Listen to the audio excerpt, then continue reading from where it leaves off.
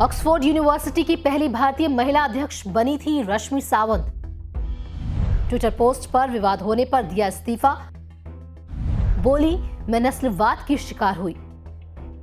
विदेश मंत्री बोले, यूके के सामने उठाएंगे मुद्दा। ब्रिटिश संसद में भारत में हो रहे किसान आंदोलन को लेकर हुई बहस के बाद भारत ने जवाबी कार्यवाही की है। विदेश मंत्री एस जयशंकर ने सोमवार को राज्यसभा में ब्रिटेन में बढ़ रहे नस्लवाद के मुद्दे को उठाया। इस दौरान विदेश मंत्री बोले कि अगर जरूरत पड़ी तो नस्लवाद के मुद्दे को सही प्लेटफॉर्म पर उठाया जाएगा। दरअसल हाल ही में एक भारतीय छात्रा को ऑक्सफोर्ड विश्वविद्यालय छात्र संघ के अध्यक्ष पद से इस्तीफा देना पड़ा था। छात्रा रश्मि सामंत के पुराने सोशल मीडिया पोस्ट वायरल होने के बाद उन्हें निशाने पर लिया गया था, जिसके बाद सामंत ने इस्तीफा दे दिया। इसके बाद इस मुद्दे को भाजपा सांसद अश्विनी वैष्णव द्वारा संसद में उठाया गया, जिस पर विदेश मंत्री जयशंकर ने कहा कि ब्रिटेन में नस्ल भेद के मामलों पर बारीकी से नजर बनाए हुए है। ऐसे में जरूरत पड़ने पर यह मुद्दा उचित स्थान पर उठाया जाएगा। जयशंकर क्या बोले? महात्मा गांधी की जमीन से होने के नाते हम कभी नस्लवाद से आंखें नहीं चुरा सकते, खासतौर से तब जब ये किसी ऐसे देश में हो जहां हमारे लोग इतनी ज्यादा संख्या में रहते हैं। हमारे यूके के साथ मजबूत रिश्ते हैं। जरूरत पड़ने पर हम पूरी स्पष्टता से ऐसे मुद्दे उठाएंगे। क्या है पूरा मामला?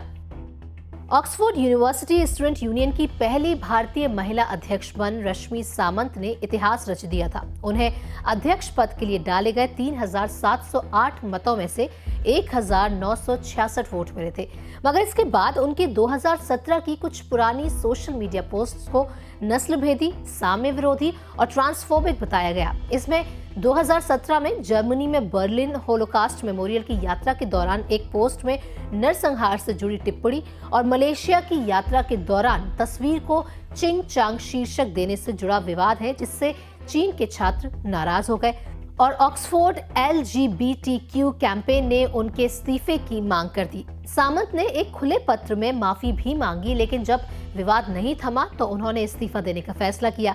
रश्मि इसके बाद भारत लौट आई और अपने पुराने पोस्ट भी डिलीट कर दिए। भारत लौटने के बाद सामंत ने एक इंटरव्यू में कहा, अगर मैं एक खास तरह की दिखती होती तो मुझे पूरा यकीन है कि मुझे संदेह का लाभ मिलता। मेरे मामले में वो फौरन नतीजों पर पहुंच गए। नस्लवाद अब खुले तौर पर नहीं बल्कि छिपे व्यवहार के जरिए होता है।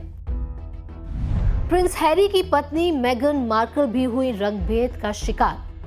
आपको बता दें कि ब्रिटेन में रेसिज्म यानी रंगभेद का ये मामला नया नहीं है। अभी हाल ही में ब्रिटेन के प्रिंस हैरी और उनकी पत्नी मेगन मार्कल ने मशहूर टीवी पर्सनैलिटी ओपरा विन्फ्रे को दिए इंटरव्यू में बताया कि वो राजघराने में होने के बावजूद बिल्कुल अकेला महसूस करती थी।